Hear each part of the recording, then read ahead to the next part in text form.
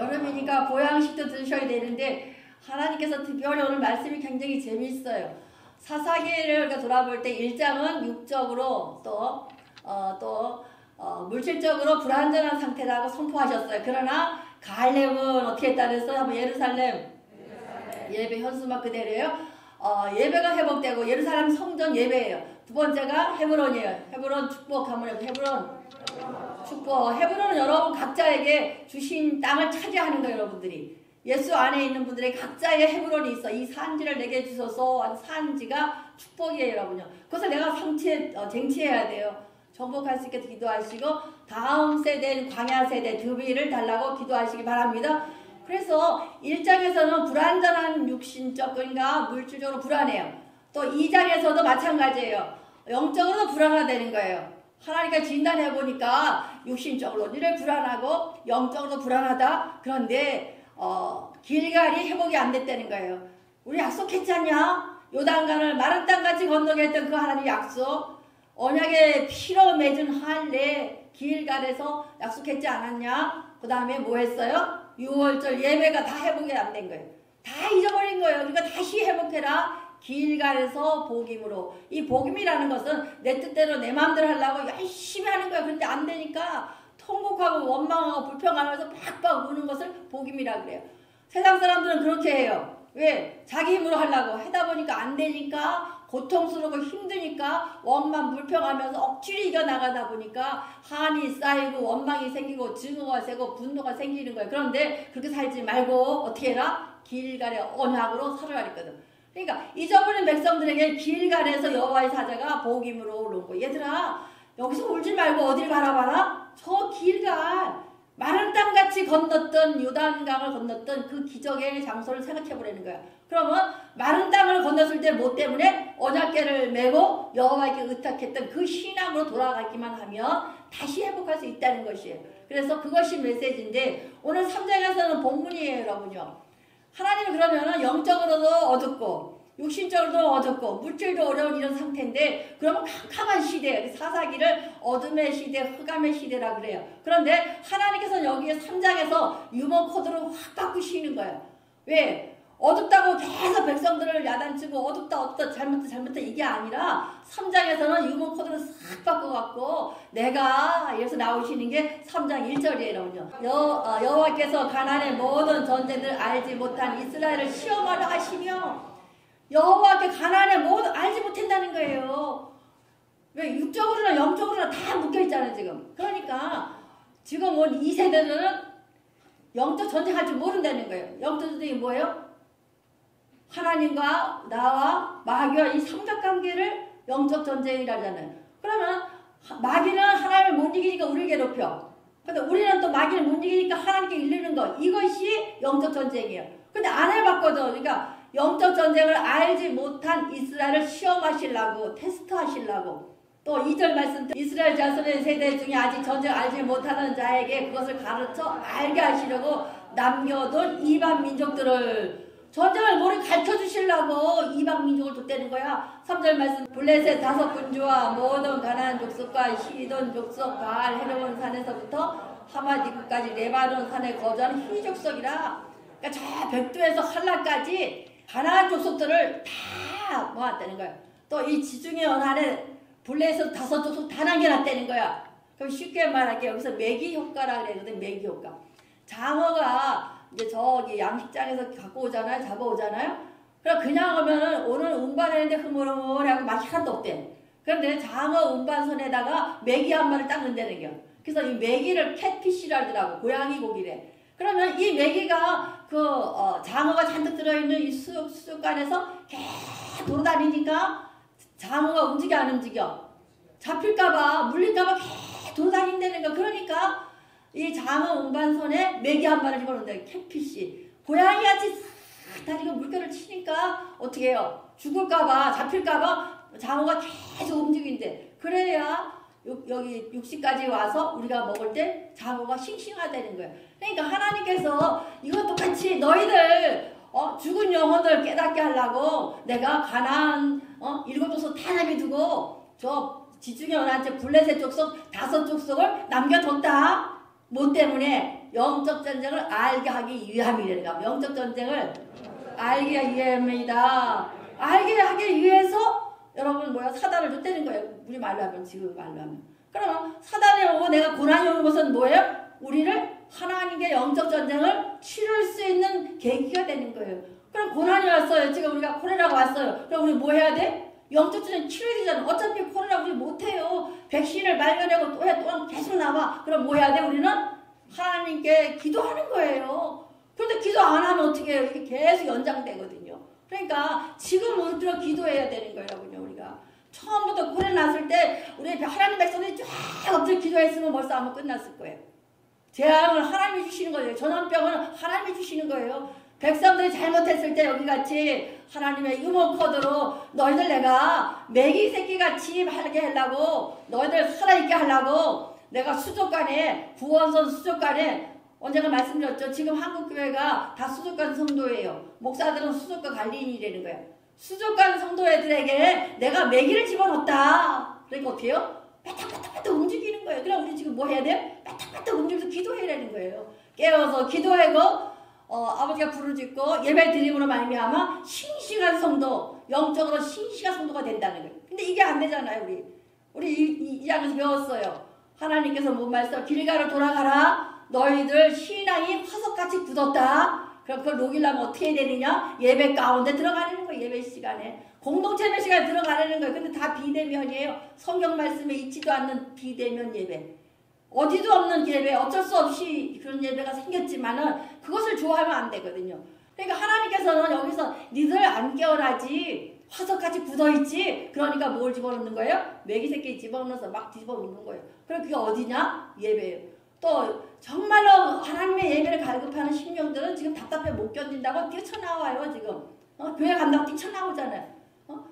답답하잖아요. 현장 예배 드렸던 사람들이 지금 온라인 예배 드린다. 지금 온라인 예배 다시 드리는데 그것도 좋지만 어쩔 수 없어 하는 거지만 현장 예배 들어와야 돼요.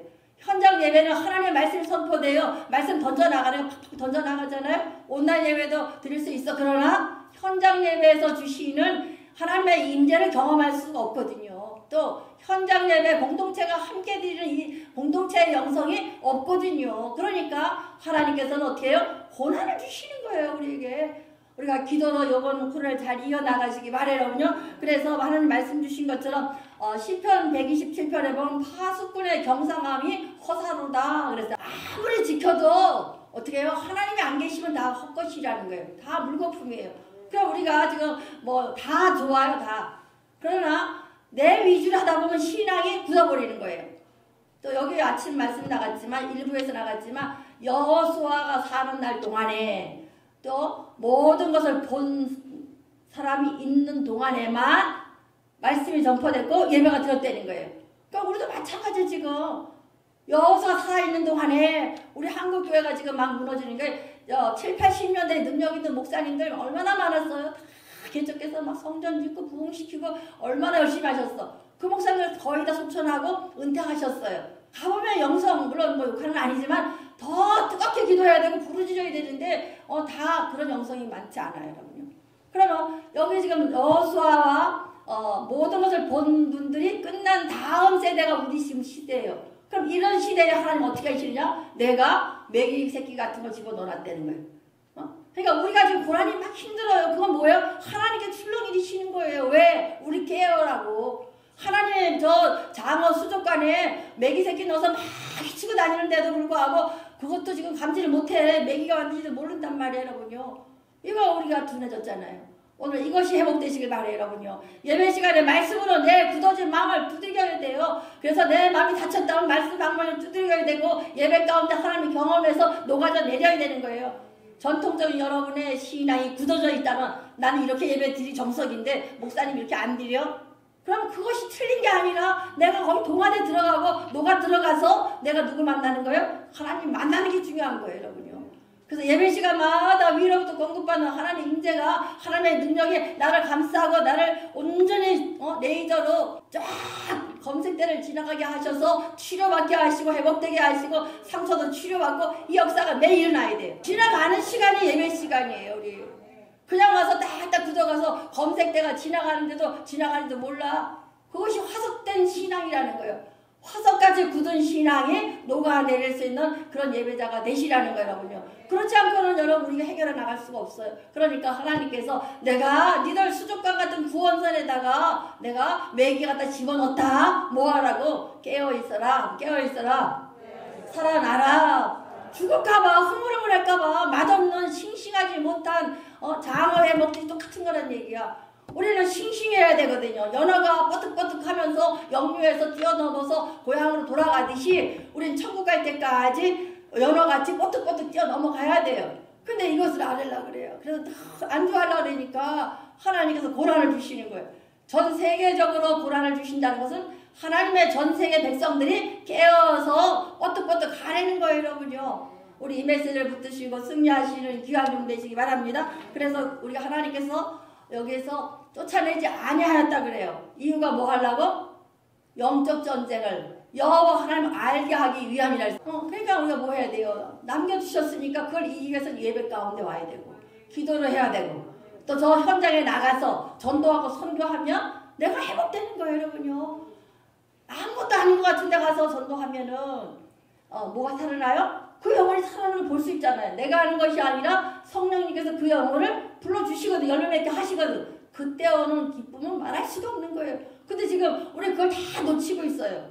녹아내리는 방법을 지금 다 못하고 있어요. 예배 못 드려요. 기도하지 말아. 찬송하지 말아라. 통성기도하지 말아라. 성경을 만지기만 해도 10만원 벌금이래. 이런 나라가 어디 있어요. 또 뭐야? 나가 전도 못해요. 그러나 우리 전도해야 되거든. 현장에 뛰어들어야 내 생명이 살아나요. 선교 가야 되고 전도해야 되는데 선교문 다 막혔어요. 그럼 어떻게 전도라도 해야 되잖아요.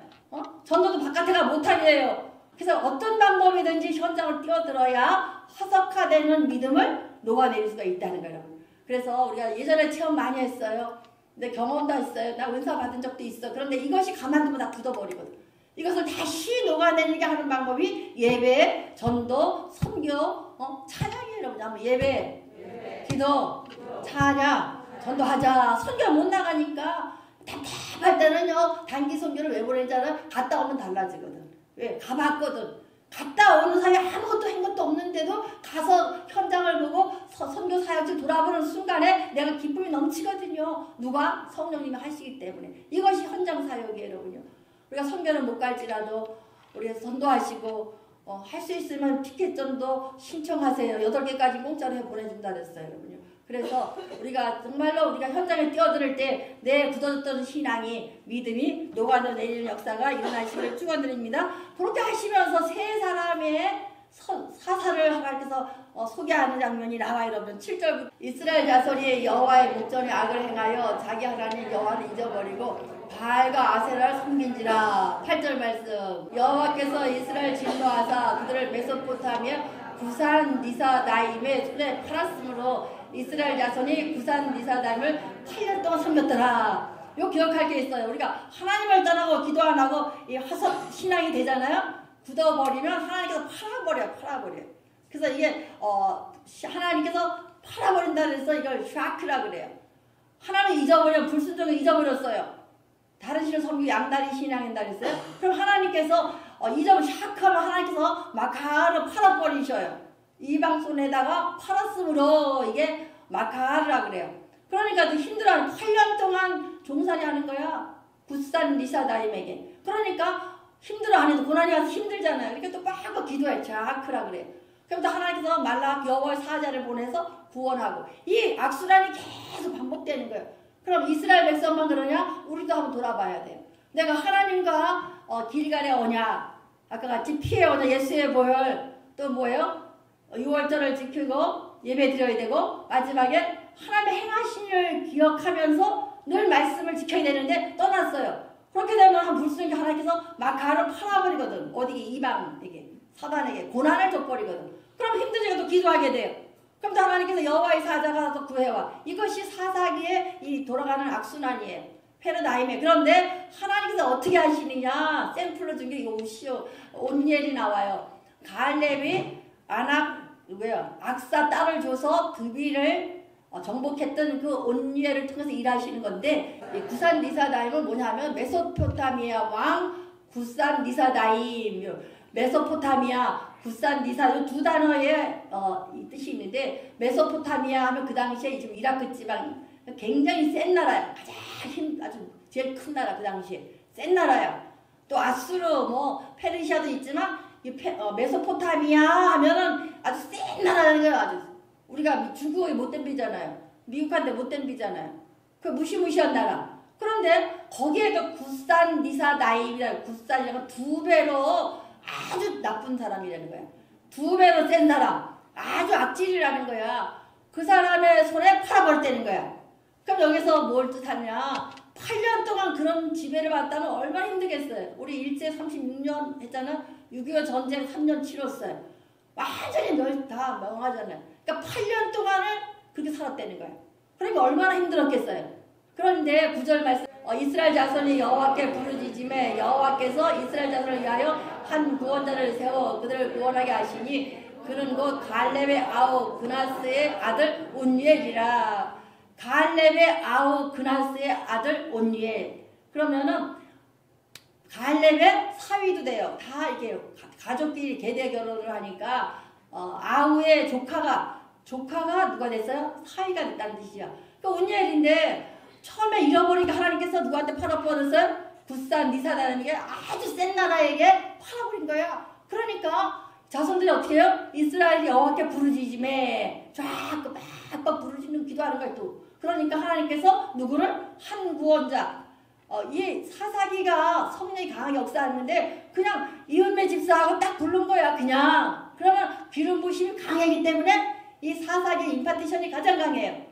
그래서 지금도 마찬가지예요. 사사기 같은 시대에 여러분 기도하고 말씀에 생각하면은 하나님께서 온유엘 같이 너 딱 잡는 순간에 강한 능력으로 세워주시는 거예요. 그래서 온유엘이 어떻게 했느냐? 저 두 배나 세고 아주 센 나라였지만 누구한테 오기만 하면 하나님과 함께 하시기만 하면 센 나라도 아무것도 아니라는 거예요. 여러분 10절 말씀 여호와 영이 그에게 임하셨으므로 그가 이스라엘 사사가 되어 나가서 싸울 때에 여호와께서 메소포타미아와 굿산 니사딤을 그의 손에 넘겨주시매 온니엘의 손에 굿산을 이기니라.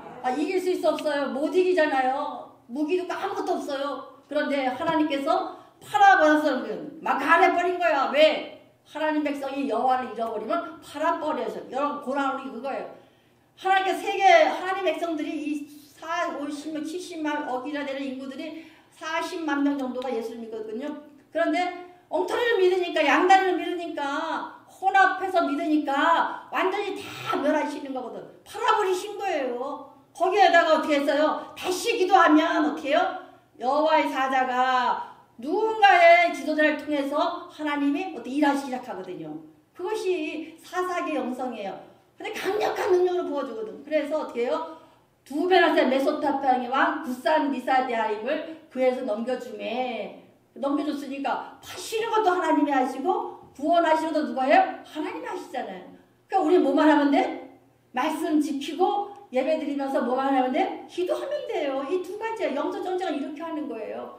구산이들을 이기니라. 11절 말씀 땅에 평온한 지 40년 그나스의 아들 온니엘이 죽었더라. 40년 동안 평안했다는 거예요. 그러니까 고난은 짧지만 하나님은 평안하게 하시는 거예요.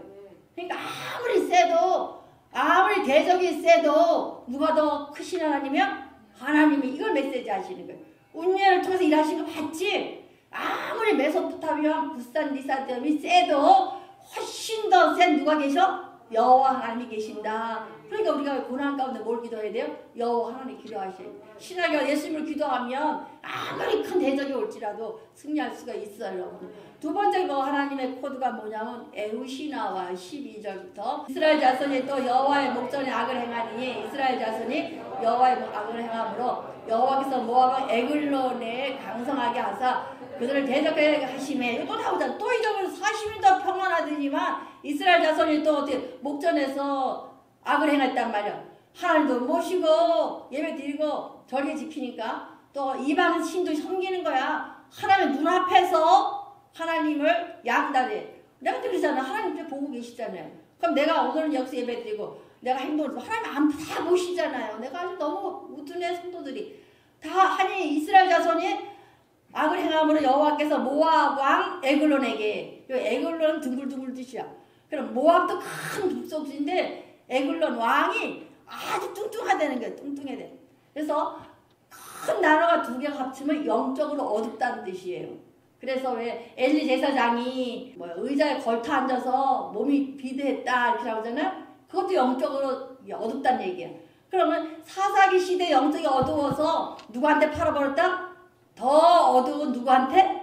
에글론 왕. 뚱뚱한 동글동글 얼마나 왕이 동글인데 모압 왕의 동글동글한 이 왕에게 팔아버렸다는 거예요, 여러분요. 그 다음에 13절 말 에글론의 왕 아말렉 자손을 모아가지고 와서 이스라엘 쳐서 종려나무 성읍을 점령한지라. 14절 이에 이스라엘 자손이 모압의 에글론을 18해 동안 섬기니라. 모압 나라가 쳐들어와서 저번에는 어떤 구산 메소포타미아 바벨론 쪽에 쳐들어왔지만 오늘은 이 모압 평지 모압 옛날에 이겼던다잖아요.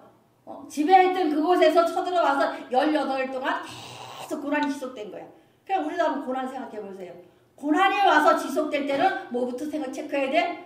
하나님과의 관계 정확히 체크 먼저 하는 거예요, 여러분요. 그래서 에글론 왕이 18 섬겼더라 그랬어요. 그러니까 또 어떻게 해요? 하나님 팔아버렸으니까 15절에 이스라엘 자손이 여호와께 부르짖음에 여호와께서 그들 위하여 한 구원을 세우니 그는 곧 베냐민 사람 게라의 아들 왼손잡이 에훗이라. 이스라엘 자손이 그를 통하여 모압 왕 에글론에게 공물을 바칠 때에 여기 나와요. 여기서 키워드가 다 들어오는데 이스라엘 자손이 다시 이제 부르짖는 거야. 하나님을 잊어버리면 하나님 팔아버리시고 기도하면 다시 구원을 세우시는데 누굴 세웠느냐 하면 에훗이라고 세워요. 요 에훗은 여기서 베냐민 사람 게라의 아들 이렇게 나와요. 요 베냐민이라는 뜻이 야곱과 라헬이 낳은 아들이 베냐민 12번째 아들이잖아요. 근데 라헬이 아기를 낳다가 창세기 찾으세요. 38장인가 6장 나오거든요.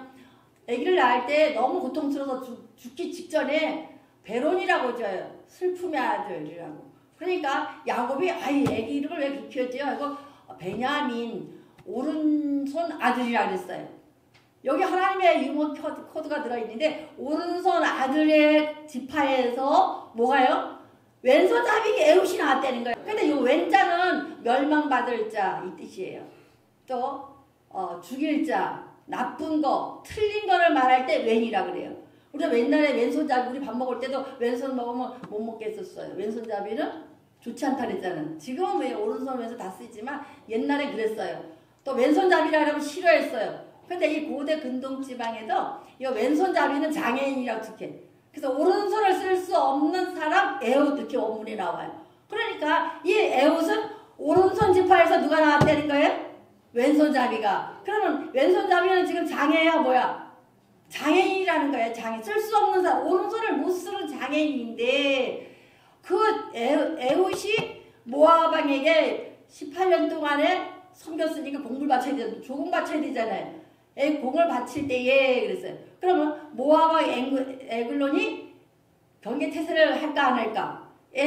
저 장애인이 뭘 들고 온다는데 하고 옆에다가 군사들 보초 경호를 세울까 안 세울까? 안 세웠다는 얘기예요, 여러분요. 16절 말씀. 에훗이 길이가 한 규모 되는 좌우 날선 칼을 만들어 오른쪽 허벅지 속을 세고 왼손잡이니까 왼손을 오른손에다 감춘 거예요. 그러니까 에글론 왕도 무시하고 경호도 없이 그냥 갖고 와라. 왼손잡이는 장애인이 갖고 오니까 그냥 생각도 안 하는 거야. 무방비하게 있는 거예요. 17절 말씀. 공물을 모압 왕 에글 바쳤는데 에글론은 매우 비뚤한 자였더라. 에글론 동글동글 뚱뚱해 되는 거야. 그런데 18절 말씀. 에훗이 공물을 바치기에 마친 후에 공물을 메고 온 자들을 보내고 그 다음에 19절 자기가 길갈 근처에서 들어와서 이르되 왕이여 내가 은밀한 일을 왕에게 아뢰라 하나이다 하니 왕이 명령하여 조용히 하라 하며 모든 선자들 다 물러간지라. 신하들 다 경호도 안 하고 둘이 할 얘기 있다는 거. 왜? 에글론 왕은 지금은 무시하는 거잖아. 왼손잡이니까. 그런 다음에 20절 말씀. 에훗이 그에게 들어가서 왕의 서늘한 나락방을 홀로 안겨는 중이라. 에훗이 이르되 내가 하나님의 명령을 받아 왕에게 아뢰는 일이 있나이다 하며 왕이 자석에서 일어나니 이러는 순간에 오른다리에 있는 칼을 뽑아서 죽여요. 21절. 에훗이 왼손을 뻗쳐 그의 오른 허벅지에서 칼을 빼어 왕의 몸에 찌르매. 그 다음에 또 재밌는 게 나와서 집에 가서 읽으시는데 그 당시에 고대 문화들은 이 발을 내리잖아요. 그러면 뭐예요? 왕이 뭐 한다? 화장실에 용변 보는 시간이라는 거예요. 그러니까 에봇이 찔러놓고 뭐 하는 거야? 용변 보는 같이 발을 내려놓은 거야. 그러니까 바깥에 있는 군사들이 아 왕은 지금 신뢰하고 계시는구나 하고 앉으다 본 거야. 그러니까 살아서 죽었어. 죽어버린 거예요. 그러니까는 얘 하나님이 말씀하시는 거야. 너희들이 아무리 힘들어도 저 약한 에후가 왼손잡이가 사람 취급 안 하는 저 에후도 저 모압의 에글론 왕을 이길 수 있었어요. 이길 수 있더라. 뭐 하기만 하면? 예수 믿기만 하면. 그 소리예요. 베냐민 지파 베냐민 지파에 누구요? 에훗이라잖아요. 그러니까 이거 서술을 잘 봐야 돼. 서술을. 베냐민 지파에 에훗이라는 거야. 저 오른손의 아들인데 거기서 그럼 왼손자는 사람 취급 안 하는 그런 지파 속에 버려진 사람 한 사람을 하나님이 딱 붙들어서 성령의 역사로 저 모압의 에글론 왕을 이기게 한다는 거예요. 그러니까 하나님께서 우리 생각 같아 안 되었대요. 우리하고 달라요. 일하시는 방법이. 그럼 여러분 뭐 해야 돼? 기도하면 돼요. 한번 기도하자. 예배 드리자. 오늘 애국가 같은 걸 좀 들으시길 바래. 아무리 약해도 장애가 있을지라도 힘이 없어도 하나님 의지하면 주가 일하신다는 것이 에훗이에요. 하나님 이렇게 말씀하시잖아요. 오른손 지파에 왼손 지파가 나왔다. 근데 그가 에글론 왕을 이기더라. 18대까지 니들 힘들게 했던 저거 싹 없앴더라. 고난이 오도 문제가 풀리는 것도요. 내가 될 것 같은 걸로 풀리는 게 아니라 아무것도 아닌 것 같고 풀리게 돼요. 여러분. 그것이 에훗과 똑같은 거예요. 마지막에 삼갈이 나와요. 삼갈 31절 하면 에훗의 아낙의 아들 삼갈이 있어 소모는 막대기로 블레셋 사람 600명을 죽였고 그도 구원을 하였더라. 이렇게 나와요. 이 한 절 나오는데 굉장한 의미가 있어요. 앞절에 보면은 이렇게 에훗이 다 구원시켜서 났는데 또 몇 년, 80년을 아주 잘 살았어요. 근데 또 바알을 섬기고 아세라신, 아낙신을 섬겨요. 그러니까 에훗 후에 아낙의 아들, 아낙이 뭐냐면은 바알신의 아내, 아스라도 들어봤죠? 아세라신. 그걸 아낙이라고도 그래요. 그러면 요 바알과 아낙이라는 것은 우리말로 무당의 아들인 거예요. 삼갈이. 근데 삼갈도 누구냐? 잡족이야. 혈통 없어. 이스라엘 나라가 출애굽할 때 열장 기적을 보고 따라오는 사람 잡족들이 있었잖아요. 그 계열이 혈통이에요. 그러니까 혈통 상관없이 무당 아들일지라도 하나님이 딱 붙들어서 사용하시면 어떻게 돼요? 저렇게 에훗의 아낙 자손이 있는데 막대기로 블레셋 사람은 600명을 죽였대. 막대기로. 그러면 바알신이 뭐예요? 바알신이 몰렉신인데 이 얼굴상은 황소라는 뜻이에요. 황소. 금오스 신이라 해서 황소예요. 그래서 인신제사도 지내고 그래서 황소신이야. 근데 힘센 황소인데 이 삼갈은 뭐냐 하면은 뭘로? 소모는 막대기로. 그 황소가 소모는 막대기로 이겨버린 거예요. 그러니까 하나님의 역사하시기만 하면 저 무당의 아들이라도 힘없는 저 막대기 소모는 막대기로 저 황소를 너희들이 믿는 저 황소신을 죽여버릴 수가 있다는 거예요, 여러분요. 그것이 오늘 하나님 메시지예요. 그러니까 하나님은 안 되는 것을 드러내서 사용하시고 말 안 되는데 사용하시고 이걸 보여주시는 거예요. 너희들이 믿는 바알신보다 저 황소신보다 더 약한 삼갈이 어떻게 했다? 소모는 막대기로 싸워 이겼다는 거예요, 여러분요. 그러니까 하나님 함께 하시면 소모는 막대기에도 능력이 나간다는. 그러니까 저 바알신 섬기지 말고 누구 섬겨라? 여호와께 돌아오라니까. 여호와께 돌아가자. 또 이 삼갈은 외국인이잖아요. 우리 말로 하면 순자 박스, 영철이 박스, 우리 한국 이름이 아니라 다나카라든가 시진핑이라든가 외국 사람은 삼갈이란 뜻이 외국인이란 뜻이거든요. 그러니까 잡족인데도 불구하고 하나님께서는 사용하지 않는 사용하셔요. 사용하시잖아요. 혈통과 관계없이 하나님은 일하신다는 거. 뭐 하면? 기도하는 자 찾으시는 거예요. 우리가 코로나 때 힘들지만 열심히 기도하셔서 오로지 기도하셔서 하나님을 찾으시는 그 한 사람 되시길 바라요. 하나님의 붙들어 성령 기름 부으시면 위대한 종이 되고 위대한 지도자가 돼요, 여러분요. 그러니까 여러분들이 오늘 메시지 들으신 대로 다시 한번 외쳐봅시다. 예루살렘을 회복시키자. 헤브론을 차지하자. 드비를 다음 세 넘겨주자. 이 세 단어가 갈렙의 삶이니까 이런 삶 되시기를 축원드립니다.